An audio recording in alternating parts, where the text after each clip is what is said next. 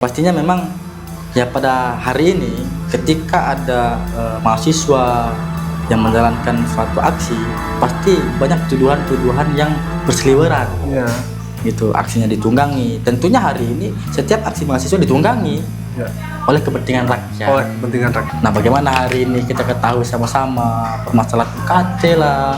Hari ini sama-sama kita lihat bagaimana tenaga pendidiknya lah. Mau tidak mau, siap tidak siap, mencerdaskan kehidupan bangsa itu lebih baik. Begitu daripada prioritas utama.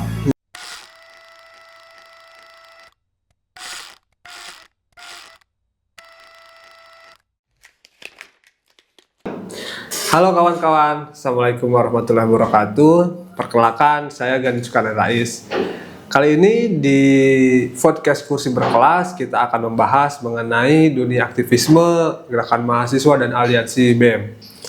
Nah, kemudian kita ketahui bahwa gerakan mahasiswa ini memiliki banyak pengaruh untuk kemajuan dan perkembangan bangsa Indonesia. Kita tahu juga ada banyak kejadian-kejadian yang kemudian salah satu motor gerakannya itu adalah mahasiswa, seperti tahun 98 hingga kemudian saat ini kita ketahui bahwa proses pengawalan kebijakan yang kemudian memiliki keberpihakan terhadap masyarakat itu masih kemudian dikawal oleh mahasiswa. Nah, kali ini kita kemudian kehadiran salah satu tokoh mahasiswa, yaitu Mas Muhammad Sardani dari BEM Nusantara. Selamat datang Mas. Bagaimana kabarnya? Alhamdulillah baik Mas. Terima kasih telah berkenan hadir di podcast Kursi Berkelas kali ini.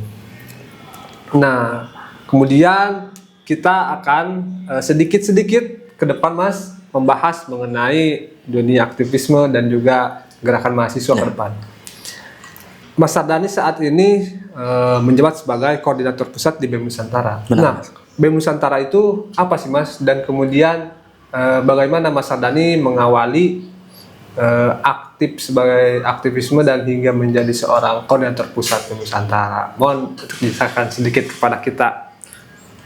Oke, mungkin pertama saya ucapkan terima kasih banyak kepada Mas Gani yang hari ini mengundang saya di Kursi Berkelas, dan nanti gimana kita bisa diskusi panjang ke depannya tentang permasalahan aktivis kampus, tentang aktivisme mahasiswa lah gitu. Berbicara tentang BEM Nusantara, nah, perlu saya sampaikan bahwa BEM Nusantara ini merupakan aliansi BEM yang berdiri pada tahun 2005 di Yogyakarta. Nah, alhamdulillah hari ini BEM Nusantara sudah memiliki basis kurang lebih 500 BEM. Nah, baik itu dari perguruan tinggi swasta sampai perguruan tinggi negeri. Baik itu dari kampus yang kecil sampai kampus yang besar. Dan alhamdulillah juga hari ini kita di BEM Nusantara telah memiliki 24 daerah se-Indonesia. Nah, dan perlu saya sampaikan bahwa BEM Nusantara ini merupakan aliansi nasional, bukan sektoral, begitu Bang, yang memang lahir dari Sabang sampai Merauke, begitu Bang. Mungkin ketika berbicara apa dorongan saya hari ini sehingga saya di BEM, gitu kan. Mungkin pertama memang ketika saya melihat banyaknya permasalahan di kampus, gitu. Maka banyak dorongan juga teman-teman bahwasannya hal-hal, permasalahan, polemik, problem yang di kampus ini kalau bukan kita yang berubah, siapa lagi? Ya, betul. Kan begitu Bang. Makanya saya memberanikan diri untuk mencoba pada awalnya itu untuk bisa menjalankan tugas gitu kan sebagai mahasiswa gitu Bang. Ya, kita ketahui bahwa tugas mahasiswa adalah agent of change and agent of social control, begitu Bang. Siap, karena memang nanti juga teman-teman kita akan banyak menonton dari kalangan mahasiswa kan ya. Jadi kita sambil sharing kemudian bagaimana pengalaman-pengalaman Mas Sardani supaya bisa menjadi salah satu motivasi juga bagi kawan-kawan di daerah di penjuru Indonesia yang kemudian sedang berproses. Nah, selanjutnya Mas, di BEM Nusantara ini kan Mas Sardani memilih BEM Nusantara ya. Ada banyak kemudian aliansi-aliansi yang lain. Nah, bagaimana kemudian Mas Sardani tetap nilai apa yang kemudian yang dipegang oleh Mas Sardani yang kemudian masih memilih di BEM Nusantara, dan bagaimana apa pembeda dengan yang lainnya begitu? Oke, jika berbicara tentang pembeda aliansi BEM Nusantara dengan aliansi BEM lainnya, mungkin saya nyatakan bahwasannya tidak ada yang membedakan. Ya. Nah, karena mungkin kita nih BEM Nusantara dengan aliansi BEM lainnya itu kan tentunya memiliki visi misi yang sama. Ya. Nah, merubah untuk menjadi hal yang lebih baik lah, gitu kan. Dan justru mungkin harus punya gelombang yang satu visi juga. Gitu. Iya, begitu. Nah, tetapi yang dapat membedakan kita itu adalah di basis. Ya. Sama hal yang saya sampaikan tadi bahwa kita ini dari BEM-nya itu perguruan tingginya agama Islam, Ya. baik itu perguruan tinggi umum ada di BEM Nusantara. Ya. Nah, di situ kita juga memiliki warna tersendiri. Makanya BEM Nusantara itu identik dengan yang namanya menasionalkan isu daerah dan mendaerahkan isu nasional. Iya. Begitu, Pak. Barangkali itu kemudian untuk mengungkap ketika di daerah tidak jadi sorotan di nasional, padahal Ya, ini penting. Benar. Dan juga kemudian ketika ada isu nasional yang penting, tetapi tidak populer di daerah. Benar. Baik itu untuk diimplementasikan ataupun untuk direspon gitu kan oleh masyarakat ataupun mahasiswa ketika memang ada sesuatu hal yang jangan sebenarnya. Iya. Nah, kemudian dalam perjalanannya Mas Dani, isu apa yang kemudian sedang dikawal oleh BEM Nusantara ataupun menjadi fokus Mas Dani hari ini sebagai kepala pusat di BEM Nusantara? Ya, mungkin hari ini memang kita kemarin telah beberapa kali lah mendirikan yang namanya Satgas, kan begitu Bang, satuan tugas. Apalagi hari ini kita fokus ke dunia pendidikan. Ya. Makanya hari ini kita membuat yang namanya Satgas BEM Nusantara Pantau Kampus. Dan alhamdulillah hari ini telah terdeklarasi beberapa daerah. Alhamdulillah beberapa pulau juga sudah terselesaikan dengan baik. Makanya kita hari ini fokusnya itu yang pertama adalah bagaimana caranya di kita dulu. Nah, hari ini apa? Kita mahasiswa. Ya. Nah, yang dekat dengan mahasiswa apa? Pendidikan. Nah, bagaimana caranya bisa meminimalisir masalah UKT? Bagaimana caranya bisa menghilangkan yang namanya bullying di kampus, bagaimana caranya menghilangkan yang namanya pelecehan seksual di kampus. Nah, ini problem yang hari ini masih banyak beredar di dunia kampus. Makanya salah satu tujuan ataupun yang namanya fokus kita itu ada di pendidikan. Begitu, Bang. Siap. Jadi memang itulah salah satu pentingnya kita beraliansi gitu ya. Benar. Ya, karena memang di dalam kampus sendiri pun gitu ya, khususnya di internal kampus, satu kampus aja masih kemudian ada banyak persoalan gitu kan ya. Sebelum kemudian ruang lingkupnya meluas satu daerah menjadi satu wilayah dan satu Indonesia gitu ya. Nah, apa mungkin ya poin yang Mas Sardani ingat ketika di BEM Nusantara, di kegiatan-kegiatan yang BEM Nusantara sampaikan yang diperjuangkan dari awal masuk Mas Sardani di BEM Nus gitu, sehingga dan itu goal. Nah, karena kenapa saya menanyakan itu, ini berkaitan dengan gaya gerakan BEM Nusantara. Apakah lebih baik masuk ke ruang-ruang audiensi kah gitu kan ya, isu-isu itu di audiensi di ruang-ruang yang dingin, atau kemudian bagaimana, atau kita memilih memanaskan jalanan untuk melakukan aksi massa begitu kan.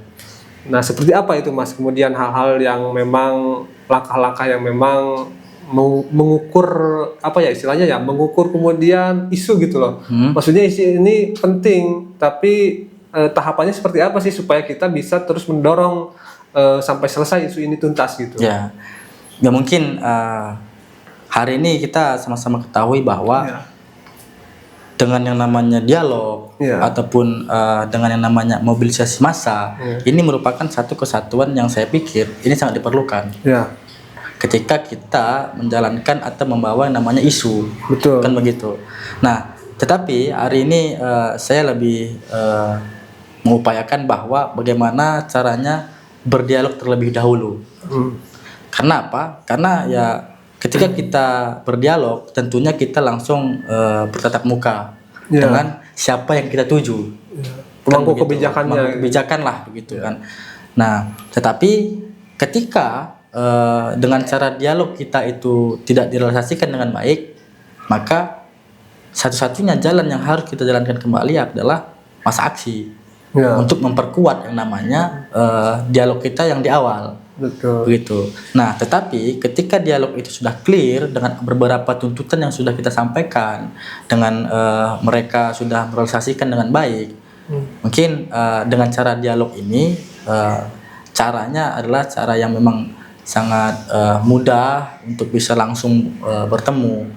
Nah, begitu. Ya, ibaratnya masa aksi, mobilisasi massa itu adalah penguat ketika dialog kita itu tidak direalisasikan dengan baik. Ya, betul. Ya, jadi tetap bahwa hari ini memang masih relevan melakukan gerakan mahasiswa di jalanan ataupun di ruangan-ruangan gitu kan, ya, dengan mengedepankan dialog juga. Iya. Karena memang kali ini di era saat ini permasalahan atau isu itu kan semakin berkembang ya Mas Ardani. Permasalahan dan isu itu semakin berkembang, dan juga setiap aktivis mahasiswa di dalam kampus juga kemudian perlu mengetahui bagaimana pola yang bagus untuk dapat menempuh isu-isu itu, supaya untuk menempuh isu-isu itu menjadi kebijakan yang lebih pro terhadap baik itu terhadap rakyat ataupun para istilahnya ya, yang nantinya merasakan benar kebijakan tersebut kan. Benar. Nah, tapi Mas, kalau misalkan dalam perjalanannya Mas Ardani ada tidak baik itu tuduhan ataupun teror klerikal kemudian melakukan sebuah gerakan mahasiswa begitu?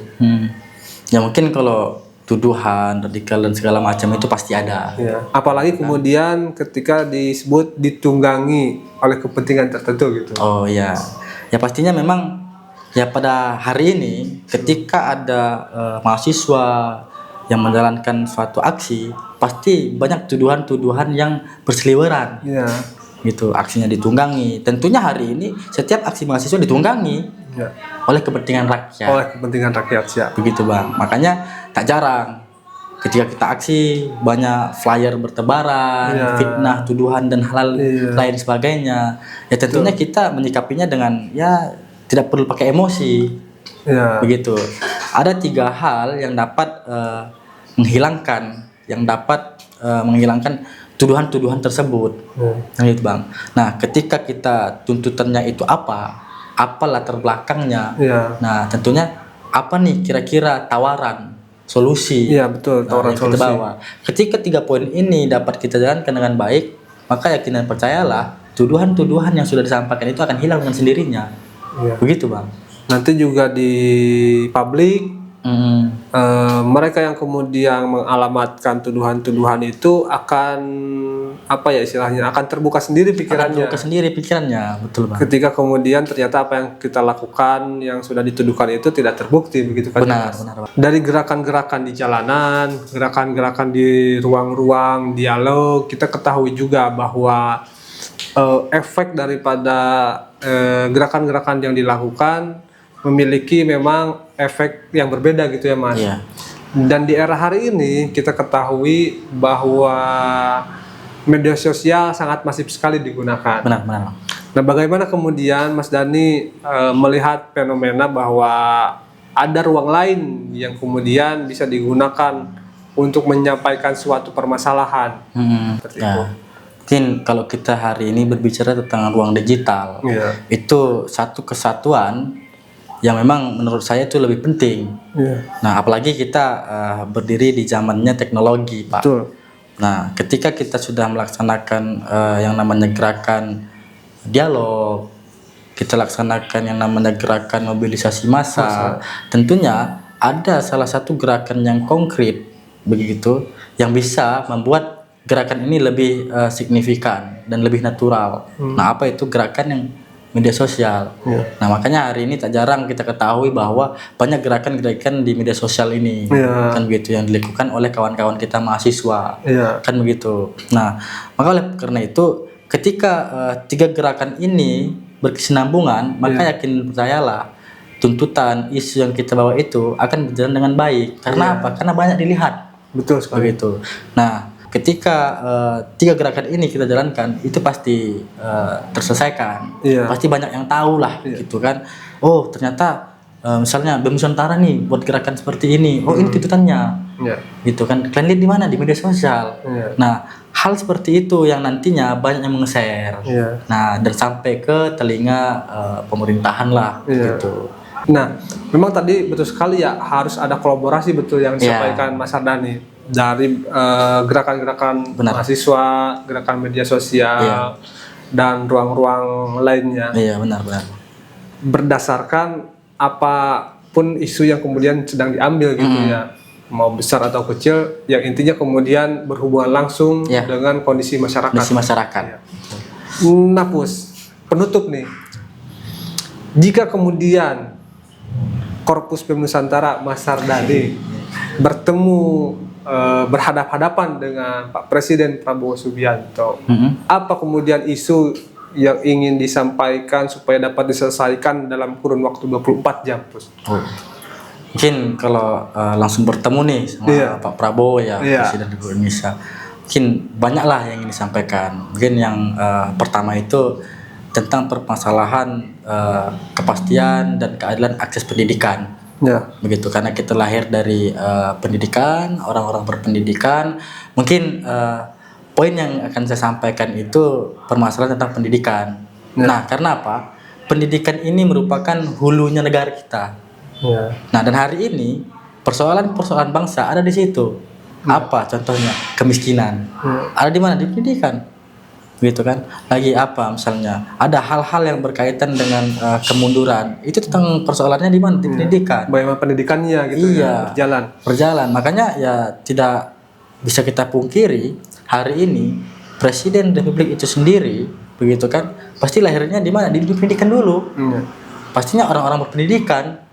Ketika pendidikannya itu bobrok, maka yakin dan percayalah orang-orang yang ada di satu negara itu akan bobrok, akan rusak, begitu. Karena ya perlu kita sampaikan bahwa pondasi daripada semua itu ada di dunia pendidikan, begitu. Nah, bagaimana hari ini kita ketahui sama-sama permasalahan UKT lah, hari ini sama-sama kita lihat bagaimana tenaga pendidiknya lah. Ya, itu yang perlu kita garis bawahi hari ini. Bagaimana mau tidak mau, siap tidak siap, mencerdaskan kehidupan bangsa itu lebih baik, begitu, daripada prioritas utama. Begitu. Makanya ya kalau seandainya memang diberikan waktu dan kesempatan sama Pak Prabowo, Pak Presiden, ya mungkin masalah pendidikan lah yang lebih penting ingin saya sampaikan, begitu. Baik, barangkali Pus, untuk kemudian kawan-kawan kita yang sedang menonton, harapan atau pesan supaya kemudian gerakan-gerakan ini tetap jalan dan tetap masif gitu. Jangan sampai teman-teman apa ya istilahnya, jadi tidak ada semangat gitu. Tidak ada gairah. Tidak ada gairah gitu ya. Mungkin ya perlu saya sampaikan bahwa mahasiswa itu adalah agent of change dan agent of social control. Mau tidak mau, siap tidak siap, kita harus berkontribusi untuk rakyat. Begitu. Karena hari ini jangan pernah diam ketika ada permasalahan. Karena ya kita ketahui sama-sama bahwa ketika ada permasalahan, begitu, tugas dan fungsi kita sebagai mahasiswa itu harus dimunculkan. Karena ketika kita sudah memakan nasi umat, maka kita harus mempunyai tanggung jawab tersendiri untuk umat. Siap. Terima kasih dalam kesempatan kali ini. Terima kasih juga Pak Ardhani dan para penonton yang sudah setia sampai akhir menonton perbincangan kita hari ini. Semoga teman-teman bisa mengambil pesan dan juga ilmu yang didapat daripada perbincangan kali ini. Sekian dan terima kasih. Tunggu segmen-segmen berikutnya, kita akan hadirkan beberapa tokoh yang lain. Sampai jumpa.